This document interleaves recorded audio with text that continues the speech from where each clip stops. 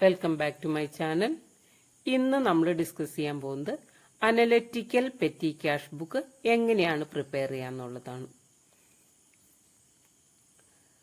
2025 model എക്സാമിന് ചോദിച്ച ഒരു ക്വസ്റ്റ്യൻ ആണ് നമ്മൾ ഇന്ന് ഡിസ്കസ് ചെയ്യാൻ പോകുന്നത്. ആദ്യം തന്നെ നമുക്ക് പെറ്റി ക്യാഷ് ബുക്ക് എന്താന്നുള്ളത് നോക്കാം. അപ്പൊ പെറ്റി ക്യാഷ് ബുക്ക് എന്തിനു വേണ്ടിയിട്ടുള്ളതാണ്? പെറ്റി എക്സ്പെൻസസ് റെക്കോർഡ് ചെയ്യാനുള്ള ക്യാഷ് ബുക്കാണ് ഇത് പെറ്റി ക്യാഷ് ബുക്ക്. ഈ പെറ്റി ക്യാഷ് ബുക്ക് പ്രിപ്പയർ ചെയ്യുന്നത് പെറ്റി കാഷ്യർ ആണ്.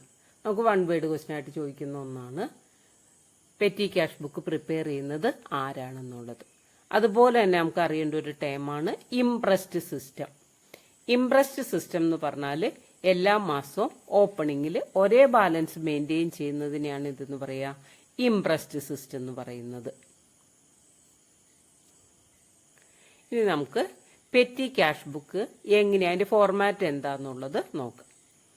അപ്പൊ ഈ പെറ്റി ക്യാഷ് ബുക്കിൽ ഫസ്റ്റ് തന്നെ നമ്മൾ കൊടുത്തിരിക്കുന്നത് അനലറ്റിക്കൽ പെറ്റി ക്യാഷ് ബുക്ക്, ബ്രാക്കറ്റിൽ എഴുതിയിട്ടുണ്ട് ഇംപ്രസ്ഡ് സിസ്റ്റം. അനലറ്റിക്കൽ എന്ന് പറഞ്ഞാൽ നമ്മൾ ഓരോ ഐറ്റം എഴുതാനും സെപ്പറേറ്റ് എമൗണ്ട് കോളംസ് പ്രൊവൈഡ് ചെയ്യാണ്. അപ്പൊ ഈ പ്രോബ്ലം ചെയ്യാനായിട്ട് നമുക്ക് എന്തൊക്കെ ആവശ്യമാണ്? ഒരു ബുക്ക് വേണം, അതുപോലെ തന്നെ പെൻസില്, സ്കെയില്, കാൽക്കുലേറ്റർ, ഇങ്ങനെയുള്ള കാര്യങ്ങളെല്ലാം നമ്മുടെ കയ്യിൽ വേണം. അപ്പൊ ഇതൊക്കെ എടുത്ത് ഈ പ്രോബ്ലം ഞാൻ ഡിസ്കസ് ചെയ്തതിന് ശേഷം എന്ത് ചെയ്യണം? നിങ്ങൾ ഇതൊന്ന് ചെയ്തു പഠിക്കണം. ഇപ്പോൾ ഒരു പ്രോബ്ലം നമ്മുടെ 2025 ചോദിച്ച മോഡൽ ക്വസ്റ്റ്യൻ പേപ്പറിലെ ക്വസ്റ്റ്യൻ ആണ് ഞാൻ എക്സ്പ്ലെയിൻ ചെയ്യുന്നത്. നിങ്ങൾക്ക് വേറെയും പ്രോബ്ലങ്ങൾ ഏതെങ്കിലും വർഷത്തെ ചെയ്തു തരണമെങ്കിൽ അത് കമന്റ് ബോക്സിൽ കമന്റ് ആയിട്ട് കൊടുത്താൽ മതി. അപ്പൊ ഇതിന്റെ ഫോർമാറ്റ് എന്താണെന്ന് നോക്കാം. അപ്പൊ analytical petty cash book under impressed system എന്നുള്ളത് നമ്മൾ ബ്രാക്കറ്റിൽ ഇംപ്രസ്ഡ് സിസ്റ്റം എന്ന് കൊടുത്തു. പിന്നെ DR CR എന്നുള്ളത് കൊടുക്കണം. ഇനി നോക്കുക, ഡെബിറ്റ് സൈഡിൽ നമ്മൾ എഴുതുന്നത് ക്യാഷ് റിസീവ്ഡ്, മെയിൻ ക്യാഷിയറുടെ കയ്യിൽ നിന്ന് റിസീവ് ചെയ്യുന്ന എമൗണ്ട് ആണ് cash received. Next column date, then particulars. പർട്ടിക്കുലേഴ്സിലാണ് നമ്മൾ ട്രാൻസാക്ഷൻസ് റെക്കോർഡ് ചെയ്യുക. Then ledger folio, voucher number, then total column. ഈ ടോട്ടൽ കോളത്തിൽ എല്ലാ എക്സ്പെൻസസും, അതായത് എല്ലാ പേയ്മെന്റ്സും നമുക്ക് ടോട്ടൽ കോളത്തിൽ എഴുതണം. അതിനുശേഷം എന്ത് ചെയ്യണം? ഓരോ എക്സ്പെൻസസും കൺസേൺഡ് കോളത്തിൽ കൊടുക്കുകയും വേണം. നമ്മളിവിടെ കൊടുത്തിരിക്കുന്ന കോളംസ് നോക്കാം. നമുക്ക് postage and telegram, printing and stationery, അതുപോലെ ട്രാവലിംഗ് എക്സ്പെൻസ്, കാർട്രേജ്, അത് നമ്മൾ 4-5 കോളം പ്രൊവൈഡ് ചെയ്യുന്നു. ഇതിലൊന്നും എഴുതാൻ പറ്റാത്ത ഐറ്റംസ് നമ്മൾ എവിടെ എഴുതും?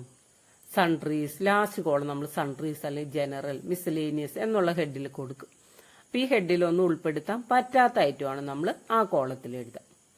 അതിനുശേഷം ഇപ്പൊ നമ്മളെല്ലാം എഴുതിയ ശേഷം നമുക്ക് ടോട്ടൽ കോളം ഉൾപ്പെടെയുള്ള എല്ലാ കോളംസ്, ക്രെഡിറ്റ് സൈഡിലെ എല്ലാ കോളവും നമ്മൾ ടോട്ടൽ ചെയ്യും. ടോട്ടൽ കോളം ഒഴികെയുള്ള ബാക്കി കോളങ്ങളെല്ലാം നമ്മൾ ഡബിൾ ലൈൻ ചെയ്തിടും. അതിനുശേഷം ഈ ഡെബിറ്റ് സൈഡിൽ ക്യാഷ് റിസീവ്ഡിന്റെ എമൗണ്ടും ഈ ടോട്ടൽ കോളവും തമ്മിൽ കൺസിഡർ ചെയ്തുകൊണ്ട് നമുക്ക് അക്കൗണ്ട്, സാധാരണ നമ്മൾ അക്കൗണ്ട് ബാലൻസ് ചെയ്യുന്ന പോലെ ഇവിടെ അക്കൗണ്ട് ബാലൻസ് ചെയ്യണം. അപ്പോൾ കിട്ടുന്ന ബാലൻസിങ് ഫിഗറിനെ നമുക്ക് വീണ്ടും അടുത്ത മാസാരംഭത്തിൽ ബ്രോട്ട് ഡൗൺ ചെയ്യണം. അതിനുശേഷം മെയിൻ ക്യാഷിയറുടെ കയ്യിൽ നിന്ന് ചെലവായ എമൗണ്ട് എത്രയാണോ ആ എമൗണ്ട് റിസീവ് ചെയ്ത് ഓപ്പണിംഗ് ഡേറ്റിൽ സെയിം ബാലൻസ് തന്നെ നമ്മൾ മെയിൻറ്റെയിൻ ചെയ്യും. അതിനെ നമ്മൾ പറയുന്നത് ഇംപ്രസ്ഡ് സിസ്റ്റം. തന്നിരിക്കുന്നത് 1 ജാനുവരി 2022. ഇപ്പൊ നമ്മൾ ഡേറ്റ് എഴുതി 1/1/2022 ഡേറ്റ് കോളം. ആ സമയത്ത് എന്ത് ചെയ്തു? നമ്മുടെ കയ്യിൽ ബാലൻസ് എമൗണ്ട് ഉണ്ടെന്നാ പറഞ്ഞിരിക്കുന്നത്. അപ്പൊ നമുക്കിവിടെ ബാലൻസ് ബ്രോട്ട് ഡൗൺ, പർട്ടിക്കുലേഴ്സ് കോളത്തിൽ നമ്മൾ എഴുതി balance brought down. Cash amount എഴുതിയത് 400 ക്യാഷ് കോളത്തിൽ എഴുതി ഡെബിറ്റ് സൈഡിൽ. ഇനിയുള്ളത് നമുക്ക് ഇതിൽ നിന്നുള്ള പേയ്മെന്റ്സ് ആണ് വരുന്നത്. അപ്പോൾ നമുക്ക് 3 ജാനുവരി 3/1 പ്രിന്റിംഗ് ചാർജസ് 40 ക്വസ്റ്റ്യനിൽ പറഞ്ഞിട്ടുണ്ട്. നമ്മൾ എഴുതി പ്രിന്റിംഗ് ചാർജസ്. എമൗണ്ട് എഴുതുമ്പോൾ നമുക്ക് ടോട്ടൽ കോളത്തിൽ ആദ്യം എഴുതണം. ടോട്ടൽ കോളത്തിൽ 40 കൊടുത്തു. ദെൻ പ്രിന്റിംഗിന്റെ കോളത്തിൽ 40 എന്ന് എഴുതി. Next item 5th January postage നമുക്ക് തന്നിരിക്കുന്നത് 26 ആണ്. അപ്പൊ എന്ത് ചെയ്യണം, നമുക്ക് ടോട്ടൽ കോളത്തിൽ 26 എഴുതി, ദെൻ പോസ്റ്റേജിന്റെ കോളത്തിലും 26 എന്ന് കൊടുത്തു. Next item 7th January Telegram. നമ്മളിവിടെ ടെലഗ്രാം എന്ന് എഴുതി, എമൗണ്ട് 30 ടോട്ടൽ കോളത്തിലും എഴുതി, ടെലഗ്രാമിന്റെ കോളത്തിലും 30 കൊടുത്തു. Then next item 10th January 10/1 stationery, amount 66. അപ്പൊ സ്റ്റേഷനറിയുടെ കോളത്തില് ടോട്ടൽ കോളത്തിൽ നമ്മൾ എഴുതി, ദെൻ സ്റ്റേഷനറിയുടെ കോളത്തിലും 66 എഴുതി. നെക്സ്റ്റ് ഐറ്റം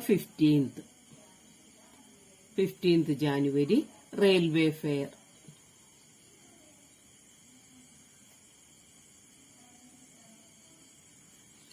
ടോട്ടൽ കോളത്തിൽ നമുക്ക് എഴുതണം 40. നമുക്കത് ട്രാവലിംഗിന്റെ കോളത്തിൽ എഴുതാം, 40 എന്ന് എഴുതി. Then next 16th travelling expense. Travelling expense നമുക്ക് തന്നിരിക്കുന്നത് 35 ആണ്. അപ്പൊ നമ്മൾ ടോട്ടൽ കോളത്തിൽ 35 എന്ന് എഴുതി, ട്രാവലിംഗിന്റെ കോളത്തിലും 35 എന്ന് എഴുതി. Then next 18th refreshment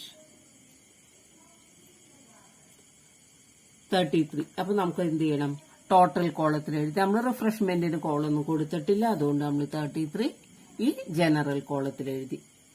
then next 19th cartage. Total കോളത്തിൽ നമ്മൾ 20 എന്ന് എഴുതി. നമുക്ക് വേണമെങ്കിൽ അത് ജനറൽ കോളത്തിൽ എഴുതാം, അല്ലെങ്കിൽ നമുക്ക് അപ്രോപ്രിയേറ്റ് വേണമെങ്കിൽ ട്രാവലിംഗിൽ കൊടുക്കാം. ദെൻ നെക്സ്റ്റ് 13th 30-ാം തീയതി പോസ്റ്റേജ് 42 ടോട്ടൽ കോളത്തിൽ എഴുതി, നമ്മൾ പോസ്റ്റേജിന്റെ കോളത്തിലും എഴുതി. അപ്പൊ നമ്മൾ തന്നിരിക്കുന്ന ഇൻഫർമേഷൻസ് എല്ലാം എന്ത് ചെയ്തു, റെക്കോർഡ് ചെയ്തു. ഇനി നമുക്ക് ഇതിനെ ബാലൻസ് ചെയ്യണം. അപ്പൊ എങ്ങനെയാണ് നമ്മൾ ഈ പെറ്റി ക്യാഷ് ബുക്ക് ബാലൻസ് ചെയ്യാന്നുള്ളതാണ് നമുക്ക് നോക്കേണ്ടത്. അപ്പൊ നമ്മളിവിടെ ചെയ്യാൻ പോകുന്നത് എല്ലാ കോളം എന്ത് ചെയ്യും, നമ്മൾ ടോട്ടൽ ചെയ്യും. ടോട്ടൽ കോളം ഉൾപ്പെടെയുള്ള എല്ലാ കോളംസും നമ്മൾ ടോട്ടൽ ചെയ്യാൻ പോവാണ്. ടോട്ടൽ കോളം ഒഴികെയുള്ള ബാക്കി കോളങ്ങളെല്ലാം എന്ത് ചെയ്തു, പിന്നെ നമുക്കവിടെ കാൽക്കുലേഷൻസ് ഒന്നുമില്ല, അത് നമ്മൾ ഡബിൾ ലൈൻ കൊടുത്തിട്ടു. ഇനി നമുക്ക് നോക്കാം എങ്ങനെ അത് ചെയ്യാന്നുള്ളത്. അപ്പൊ ഈ ടോട്ടൽ കോളത്തിൽ ആകെ എത്രയാണ് വന്നിരിക്കുന്നതെന്ന് നമുക്ക് നോക്കാം. ഇത് ആഡ് ചെയ്യണം. അതുപോലെ ഇതെല്ലാം ആഡ് ചെയ്ത് കിട്ടുന്നത് ഈ എമൗണ്ട് സെയിം തന്നെയായിരിക്കണം. അപ്പൊ നോക്കാം, നമുക്ക്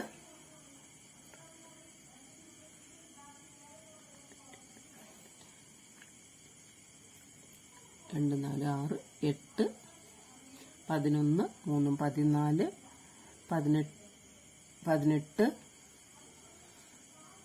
24, 27, 29, 4, 33, 332 എന്ന് കിട്ടി. ഇനി ഇതെല്ലാം നമുക്ക് ആഡ് ചെയ്ത് നോക്കാം.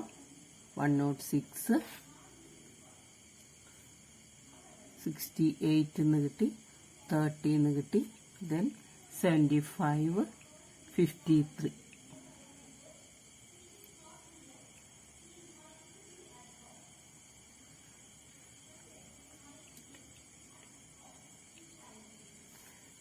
ഇനി നമ്മൾ ചെയ്യാൻ പോണത് എന്താന്ന് വെച്ചാൽ, സാധാരണ നമ്മൾ അക്കൗണ്ട് ബാലൻസ് ചെയ്യുന്ന പോലെ ഇതിനെ നമ്മൾ ബാലൻസ് ചെയ്യും. അപ്പൊ നമുക്കിവിടെ 400 ആണുള്ളത്. ക്യാഷ് കോളത്തിൽ 400 ഉണ്ട്. ആ 400 നമ്മൾ ടോട്ടൽ ചെയ്യാൻ പോവാണ്. ആ 400നെ നമ്മൾ ഡബിൾ ലൈൻ കൊടുത്ത് എഴുതും. സാധാരണ നമ്മൾ അക്കൗണ്ട് ബാലൻസ് ചെയ്യുമ്പോൾ ചെയ്യുന്ന പോലെ തന്നെ നമ്മളിവിടെ ചെയ്യാം. അപ്പൊ നമുക്കിവിടെ 400 ഉണ്ട്.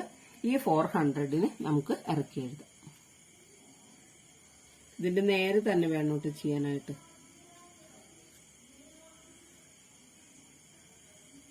ഈ ലൈൻ ഞാൻ വെട്ടിക്കളയുന്നതല്ല, ഇതിന്റെ നേരെ കൊടുക്കാം നമുക്ക്. അപ്പോൾ 400 നമ്മൾ ഇറക്കി എഴുതി. ആ എമൗണ്ടിനെ നമ്മൾ എന്ത് ചെയ്തു, ഇങ്ങോട്ട് കൊണ്ടുവന്നു. ഈ 400 നിന്ന് ഈ 332 നമ്മൾ ഡിഡക്ട് ചെയ്യാണ്.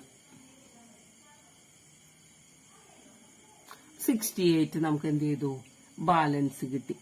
ഇത് നമുക്ക് 31 ജാനുവരിയിൽ കിട്ടിയ എമൗണ്ട് ആണ്. 31/1 balance broad down, balance carry down നമുക്ക് കിട്ടിയ ആൻസർ ആണിത്. 68 കിട്ടി.